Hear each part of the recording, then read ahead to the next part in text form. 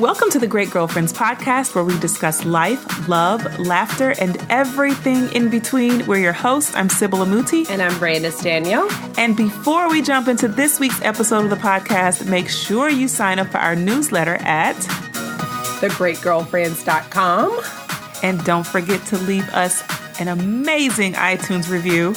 Yes, that is the payment for listening to this podcast. I love it. 5 stars all the way. Let's do it. Let's do it. And we have the real life Bow Barris in the building.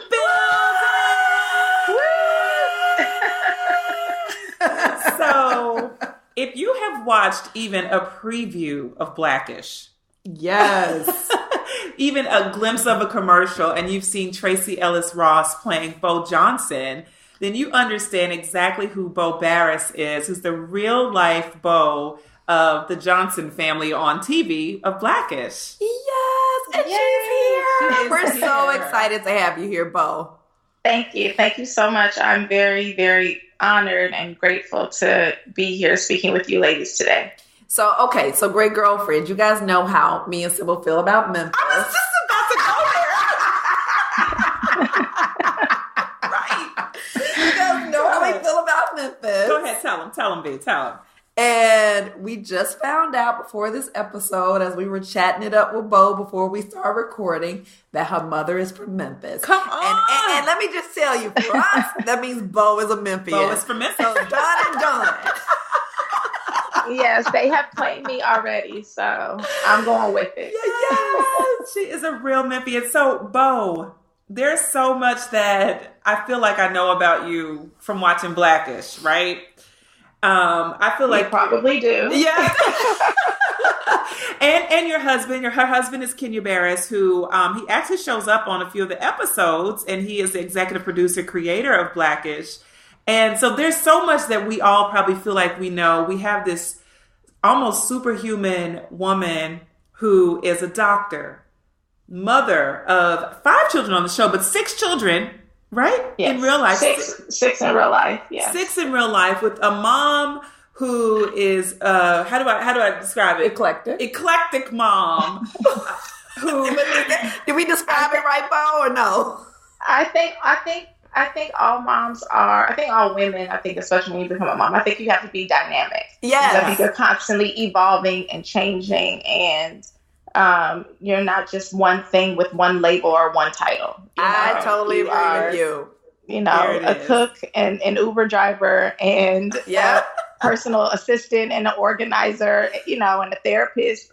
So I don't or a portfolio mom. How about that? Yeah. Okay, that works. We just had that on the episode. That's a portfolio good. Mom, where you've got several, you've got a portfolio of who you are. Yeah. Exactly. Love it. I love it. And then you have Dre, who is the persona of your husband, Kenya, who is in the creative realm. He's in advertising on the show, but your real life husband is in television. And so you've got this guy who has this edge because he's from Compton, right?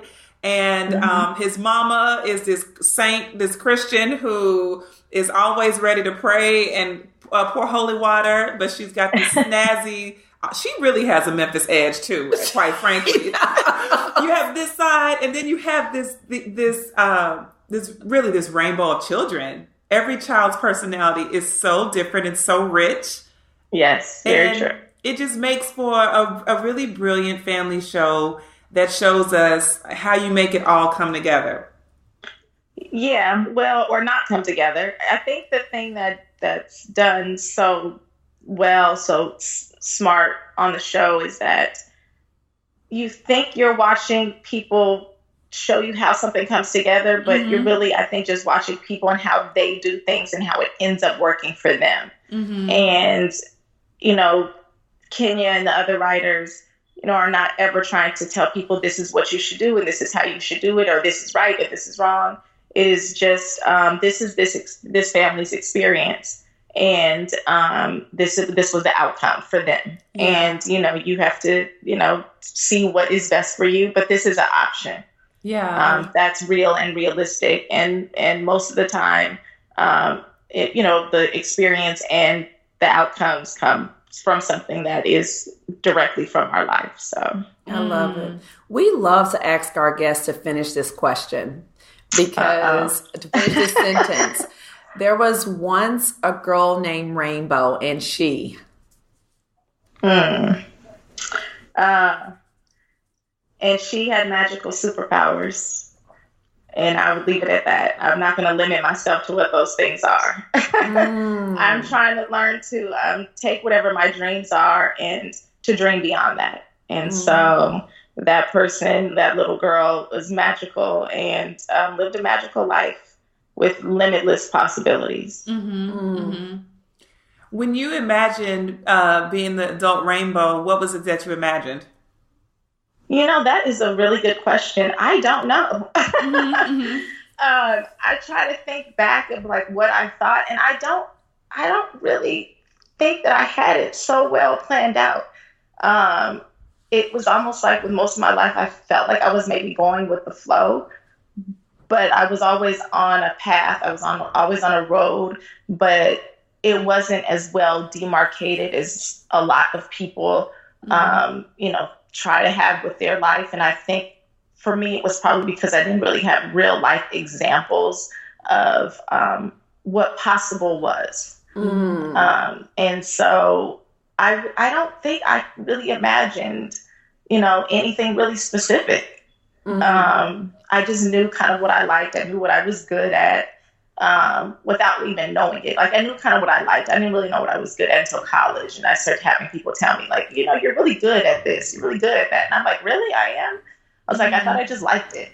So, I don't know. I think that's part of maybe why I'm even able to have some of the experiences that I do have is because I haven't limited myself to, I'm going to have this. It's going to be this way or that way.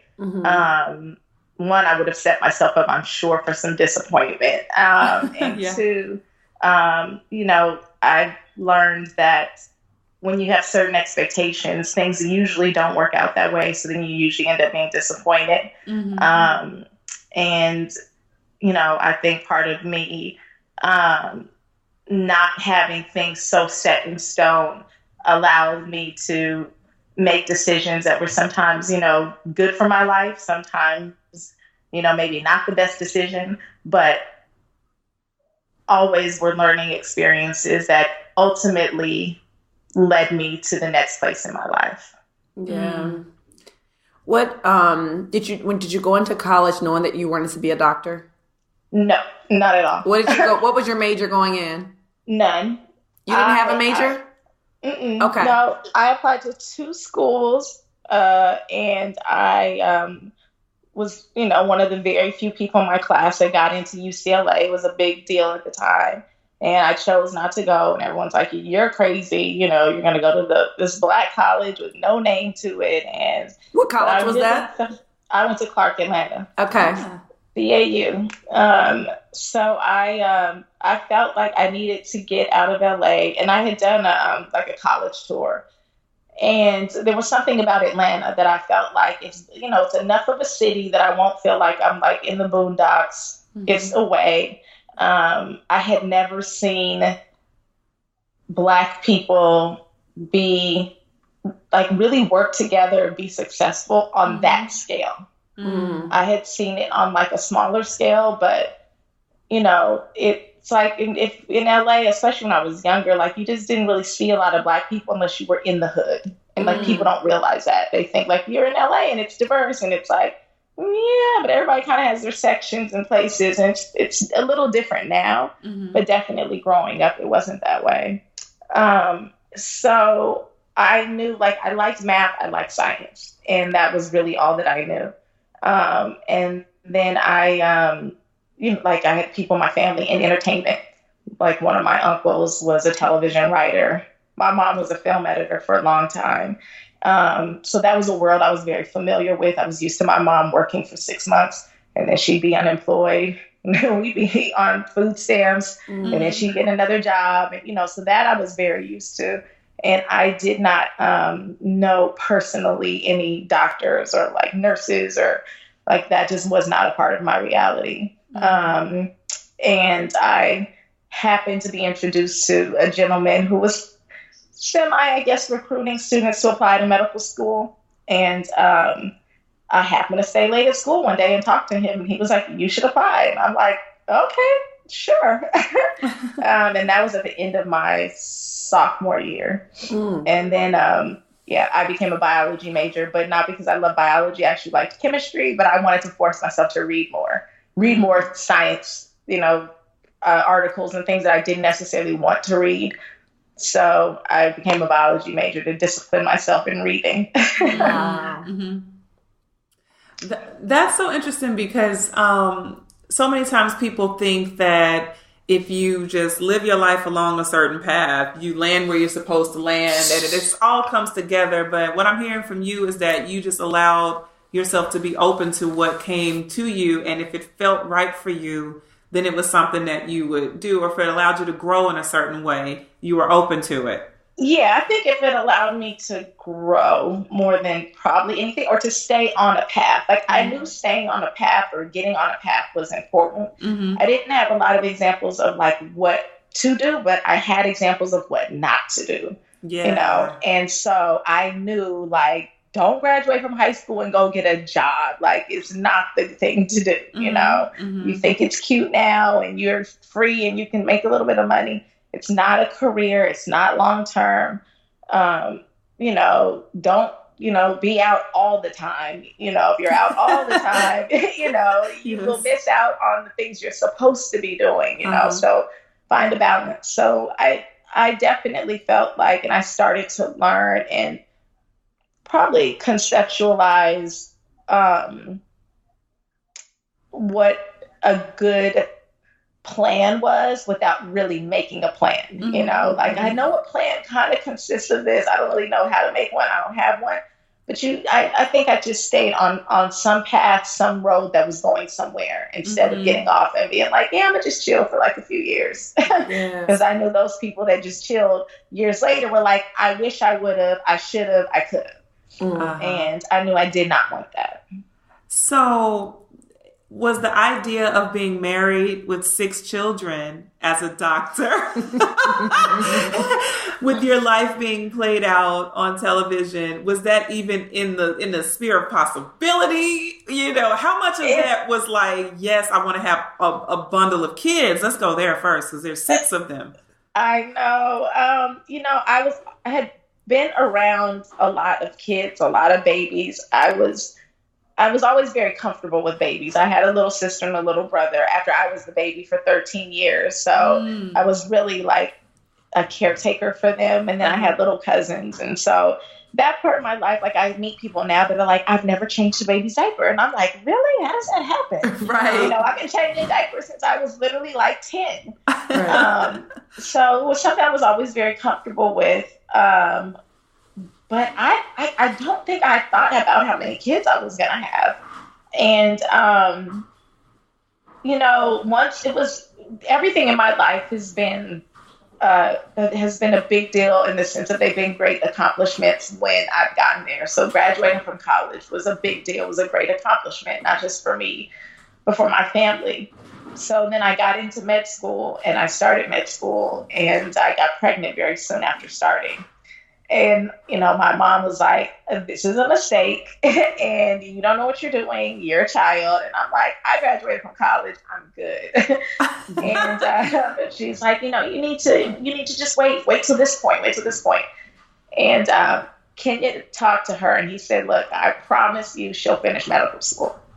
And Kenya and I, we had been friends a long time, and we kind of dated, but we really weren't in a relationship for long before I got pregnant. Once we went into the relationship, like, we went in like all the way.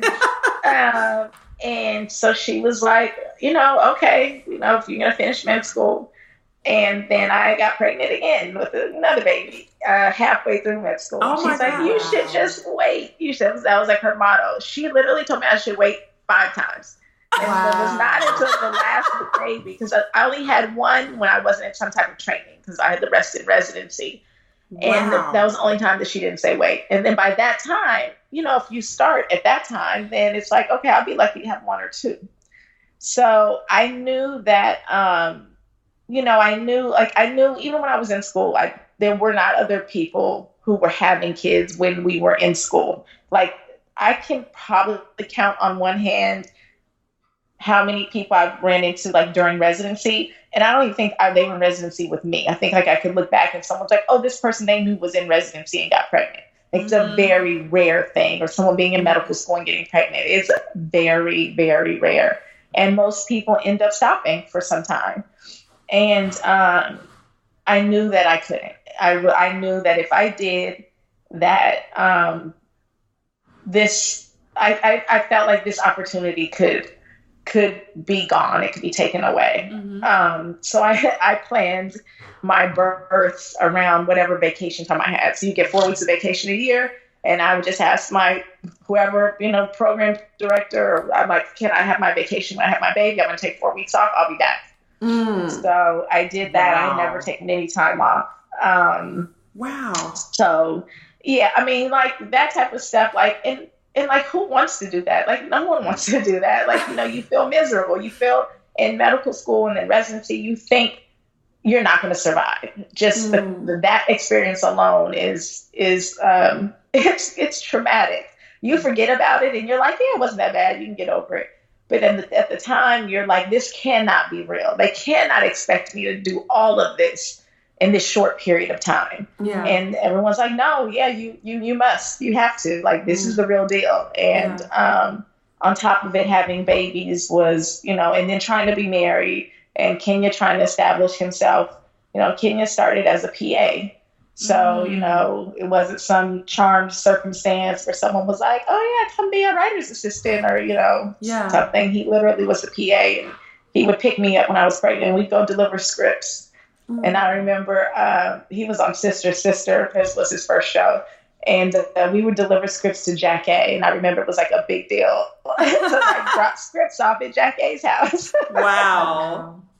So, I don't think I could have imagined any of this. I don't think you can. And I think even when it happens, it still feels a little bit surreal. Yeah. Wow. So, even when you start talking about the marriage part, Bo, there in our Great Girlfriend community, a lot of times women feel a big question is, can you have, a career, a husband, children?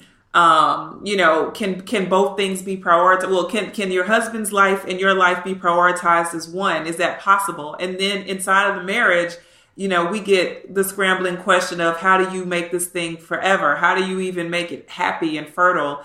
But on top of that, you guys layered quite a few things kind of at once, because you've got children layered on top of a marriage immediately, layered on top of career development, layered on top of more kids. And then you've got your life being sort of played out on screen. If you've ever met Kenya, you'd be like, oh, and you got Kenya. Oh, my goodness. But you know what's so great about this, Bo? The whole time you talk about, even as you talk about remembering the times, you smile the whole time. You see she that? Did. And I'm sitting here and I'm like, she has all this going on and you guys can't see her, but we're on Skype with her right now. But she has such a lightness about her. Gosh. And I don't know, but I have a feeling you're probably an amazing great girlfriend to your friends. And you can just see it. Yeah, you have an ease. Yes, you have an ease. You're going to make me cry. Well, it's true. The whole time you talk about your former experiences that other people would talk about, people don't understand the sweat and the tears and the this. You're smiling and glowing, reflecting on you guys working together to build each other up. Like, you're talking about that with a joy. And Brandis and I are both married. We understand what that means. That's significant to see a wife reflect like that. And a lot of people don't they don't understand it and they don't do it, because I think it's, especially in like today, it's like everything is about the now and the here and the now and the immediate, and everything's great and beautiful and glamorous. And it's like, it's upsetting. It's frustrating because there are, there's a huge population of people that believe that what they see in someone's picture or whatever is real. Yeah. And it's like, that's their best shot. Yes, girl. You better tell it, Bo. Yes. And the thing that's disappointing is not that it's not the person doing it, but it's that they are influencing other people to believe that that's what their life should be like. Yeah. And I think that sets people up for failure, because I think it sets you up for not putting in effort, real effort. And I think it sets you up for not putting in compromise. And, we knew nothing about marriage. And I mean, I still, think I'm learning about, how to be married and, how to be a wife and how to be a mother.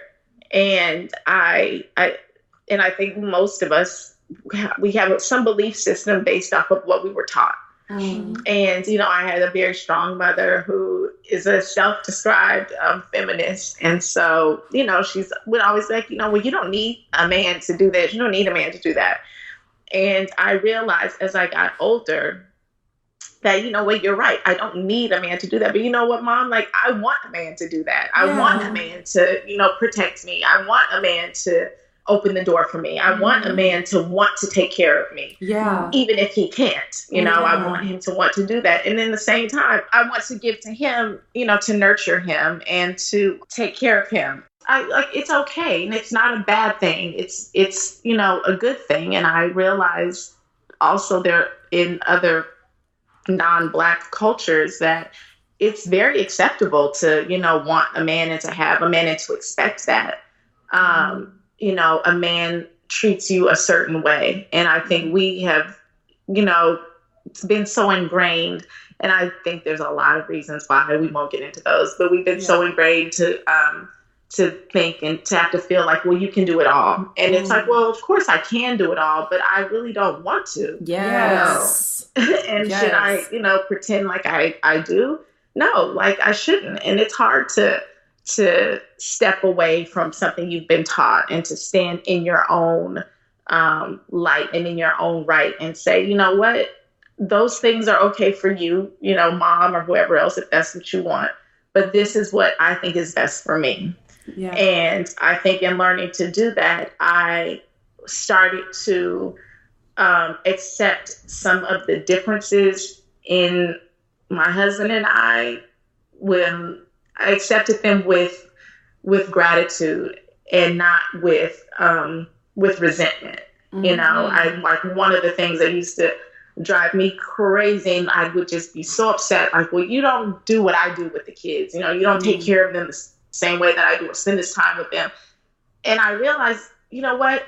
It's really part of it's a joyous thing for me to do. I really enjoy it. I would be so disappointed if he filled in that role, and I, of course, was like, oh God, every time he's with them, he's not doing something right. That's every white story, right? And I had to realize that, what, there are other things that he does that I don't want to do and that I appreciate. And I want to encourage him to do and continue to do and do them the best that he can do. And I will do the things that I enjoy doing and not, resent him for not doing it. And I started to realize and to learn that being equal doesn't mean being the same. Yes. And you got an amen. We're fighting for this like equality, like all the time. Like we have to be, we have to be equal. We have to be equal. And it's like, okay, well, we can be equals, but being equals, there's a way to balance something where one side, there's something different than what's on the other side, and they still equal each other. Yes. It's literally, mathematically and scientifically, you can do that, and that's okay. Yes. And I think for me, doing that really helped me to eliminate, arguing about the stuff that it didn't just open the door for other arguments. Yes. Right. Higher level arguments on different things like toilet paper. Different things, but it has really, really, really helped me. And I'm, look, I think we are all doing the best that we can at whatever time and moment we are in our life. And, if today this is where I am and this is what my thinking is, and I say or I do something, you know what, well, that's the best that I can do right now. Yeah. And, you know, I think the most important thing is to be conscious and be aware of where we are and who we are. Because I think if you're not conscious of that, then you can't go to the next place that you want to be in your life. Yeah. We were just, we did an episode. That's why me and Sybil over here like your amen corner right now, because we recorded an episode on love and marriage. Yeah. Mm-hmm. And we feel like one of the things that get a lot of our great girlfriends kind of tripped up is that equality piece, right? Like what I do and what you do are going to look quite different. But a lot of times the women, we want the man to do exactly what we do. We want to see the exact amount of effort put in these exact areas, right? And the way that I would do it. And the way that I would do it. Yeah. That's right. Or it's like nobody's going to do that. That's not, you know, even my girlfriend, as much as I love her, she may do it very close to what I like, but that's also another woman. Yeah. And no one's going to do it exactly the way you would. Absolutely. And like learning that and realizing that and being okay with that. Equal and different. I feel like it's such a big weight to let go of. Yeah. Bo, you might have just started a revolution. Yeah. On this podcast. Equal and different. I'm not kidding. I'm dead serious. That totally, if you can embrace that concept, it eliminates the power struggle. Yes. That so many people go through. And it eliminates the idea of there being a perfect way. Yes. Or a way at all. It's more outcome driven. I've gotten to the point, I really don't care what they eat when I'm not around. Yes. Do I want this retreat or not? So whatever they eat, they ate. They're happy. No one's calling me. We're good. We're good. I had a girlfriend tell me years ago, she was like, look, when the kids are with him, they're safe. Nobody's injured. Nobody's going to die. Let everything else go. So what that they ate candy the whole time you were gone, you know? Like, they're going to be fine. So, you know, so what, the house is a wreck. It'll be okay. And I was like, how do I do that? And you realize, you know what? If I don't do that, I'm going to waste a lot of time. And I'm going to waste a lot of energy. And being upset about things that I can't control. That's Absolutely. right. Absolutely. So how much of that, that equal and different yet equal, you know, we see that playing out in the story on TV. Does that, for me, I would say, okay, my story's been played out on TV. I would probably have a pinch of, I don't know, either insecurity or apprehension, like, how's my story showing up in my real life? Is it accurate? How do you feel having another you be you? You know? As a mother, it's so funny. It's like whatever I feel like comes like now, like number 7th or 8th in my life. I say that because my older daughters will come to me, you know, because we have Blackish night at home, and they'll come to me and be like, I can't believe he put that in there. You know, I can't believe he did that, you know, and he'll be like, oh, like, was this about to come on? Oh, guys, I forgot to tell you, this one's about this. And I'm like, okay, you know, so I usually have to think about them. And what I tell them is, look, if you are feeling uncomfortable about something that is being portrayed on TV, you know, let's talk about it. 1, 2, you can always tell people it was made up and it's just Hollywood. Yeah, right. And, you know, but let's really use this as a learning point for our own family. You know, let's use this as therapy to say, you know, because the outcome, I think, is probably the thing that's probably adjusted the most for story purposes. Mm-hmm. And for, you know, sometimes for me, probably less so for me than it is for the girls. You know, I'm like, you know what? I see that we can use this as something positive. Mm-hmm. And so as difficult or as uncomfortable as it may be, I know that it can be a starting place for us to start to have some family conversations. And the other thing that I think for me has been so amazing and wonderful is to talk to people and they're like, I felt like your husband must have been in my living room. You guys must have been there because this is the exact same thing that happened to me. And when you can have that type of effect on just one person and and it does start conversation for them and their family.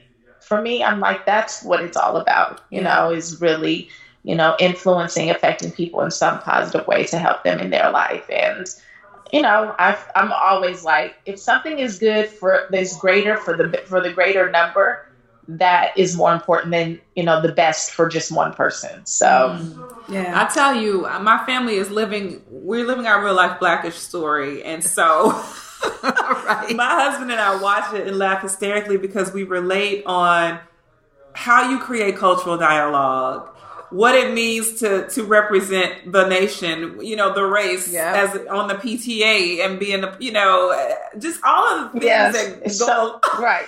Well, and I think the reason why you can relate to it is because they are real stories. It's real. They do stem from these other people who have this real experience, and it's not, imaginary or thought of, made up by someone who hasn't had that experience. Yeah. And the things that, white people can find it very easy to believe it's not true. I love that Blackish brings it to the forefront and exposes the fact that this is a reality that we live in. There was even one episode on it. This was last night. We watched this in season 2. We cracked up because 8 people were killed by it was a shooting. This was on the show. And at the end, it was a white guy that did it. And the whole family was like, yes, it wasn't us. We didn't do it.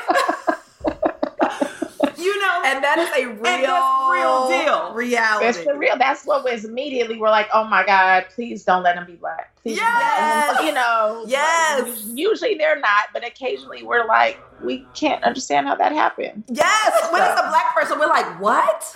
Like, wow. Yeah. But so those kind of like the show bringing that secret dialogue to the forefront, it's just hilarious to me. And I think it's very needed. And I think it's also good for families because you understand that, some of the things that we consider sacred, that you're not alone in it, in family dynamics, in understanding what it's like to balance and harmonize. So now you, in the middle of all that you were already doing, Bo, my gosh, with a husband's career, 6 children, that's a full plate. But you added to your plate a book, Keeping Up with the Johnsons, Bo's Guide to Blackish Parenting. I don't even know. Did you do this in your, like, were you, hopefully you weren't working when you did the book. So with the last baby, Kenya actually did a very good portrayal of kind of what we experienced with the birth of our last baby at the end of the last season. So last baby, you think it's going to be a breeze and like, oh yeah, I can just go in and sneeze the baby out. And, and I'm really an anesthesiologist. So it was like a joke, like, oh, I can put my own epidural in. I'm going to take the needle to the wall. I'm going to walk into it, So this last baby, none of the things I thought were going to happen. So it was my first C-section and it was my first premature baby. So it was the first time I took some time off of work also. And so, yes, it was during this time that I got the book together. And I say that because I did the book and we were very lucky. Actually, ABC approached Kenya about doing it. And so he came and talked to me. And it was great to have like deadlines and someone calling me and like, I need this done by this time. Because then otherwise it's like, oh yeah, I'll do that. I'll get it done. So I had this pressure to get it done. But when I got my first copy, like unedited copy of the book that day, we were about to move.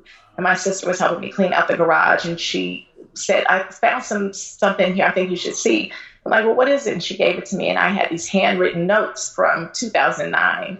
And I had written on there that I wanted to really start speaking to women about my story. And I wanted to write a book. And I found these literally the day that I got sent my first unedited copy of this book. Wow. And so, yeah, it really is something that I, thought about doing, wanted to do. And I had been writing down literally wherever I could, little stories. Because people are like, you're going to forget. I'm like, but it's so funny. I won't forget it. And I was smart and I did start to write things down. And so that it wasn't like it just came from nowhere. And I was like, oh yeah, I'm just going to start doing this. So I think I really was prepared when the opportunity came. Mm-hmm. And I wasn't working. So again, I think if I had been working, it would have been practically impossible. And I had help, with an editor, and so I did not do it alone, and I don't do anything alone. I'm, as a mother, I think we, and as a woman, we are so reluctant and hesitant to ask for help. Like we feel like if we ask for help in anything, it's like we are not as good as, or, we're not fully doing the job we're supposed to be doing. But to me, it goes back to, what I said when we first started talking, that look, we wear many hats. We have many roles. Yep. And there's no way in the world that you can be expected to do that and to do it alone. Yeah, right? Absolutely. I love it. I'm so excited for our great girlfriends to get their hands on this book. And I mean, we're under time constraints, but I feel like you have so much wisdom. Like we're over here like, give us more. Yes. I would love to come back and talk to you. And the book is an easy read. And I'm the type of person, like I read like magazines all the time because I'm like, how can I read something and then like I may not pick it up again? So I like that it's I put it purposely not in chronological order, so you could pick it up at any time and read it, whenever, if you want to have a good laugh or feel like you can commiserate with another mom who is having a hard time. I love that. What do you think is the one thing that the Great Girlfriends is gonna love in the book? Is there like you have a favorite piece in there? I don't know if I have a favorite, but my first chapter for me, it was like my test chapter, and I went ahead and put it in, and they're like, "You sure you want to put this in?" I was like, "Yeah, I think so," just because it's just as honest as you can be. I love that. Okay. So look, just buy it and read chapter 1, and then you can put it down. Yes. That's right. Bo, where is the book available? Is it at every seller? Everywhere. It's available everywhere, and the easiest place is Amazon, but it is available everywhere. Okay. And then, how can our great girlfriends keep in contact with you? The easiest way is your social, like your Instagram. Yes, you have a Facebook page. Is Instagram, The Real Rainbow, THA, and The Real Rainbow. So I have a website, but I can't remember it might be The Real Rainbow too, and I have to tell you. So Instagram's the easiest way to start. We start there. The Real Rainbow. Okay, we're both going to follow you immediately. Okay, sounds good. And this was so awesome. We cannot wait for you to share with more moms and wives and women in general, because you do have such a light. Yeah. And me and Sybil wish we could be in the room with you right now, because we'd be all over you. Honestly, you don't even understand it. You don't even know. I really appreciate it. Yeah, I do. It means a lot to me. It really does. And I appreciate you guys telling me also how you feel, and not just sharing with each other later on, because I think we don't do that enough for each other. So thank you very much. No, we see the light and we honor it and recognize it, and and you're so much more than Bo on TV. It's just you're a vibrant woman, and thank you so much for sharing with us, for taking the time out today. I know you have to get some other interviews, but on behalf of our great girlfriend community, they say thank you. Yes. Thank you, ladies. Have a good day. All right, you too. Thank you. Okay, thanks. Bye. We could not end this podcast without thanking our amazing husbands. Yes, thank you, Kwaku. And thank you so much, Rich Daniel. And our beautiful children, thank you, Sam and Dylan. And thank you, Miss Sky Daniel. And thank you to all of you great girlfriends for trusting us as your go-to source for everything life, love, and laughter. You can check us out on our social, on Instagram, The Great Girlfriends, on Twitter, _Great GFS, and on Facebook, The Great Girlfriends. And please make sure that you join our Facebook group, which is over 16,000 women strong. Absolutely. And make sure you listen every single Wednesday on iTunes, Spotify, Podcast Bean, Podcast Republic, Google Play, and every other podcasting service. Absolutely. Be sure to post your questions, share with your friends, Keep listening and keep being a great girlfriend. I'm Sybil. And I'm Brandon. And we're signing off. Peace. Peace.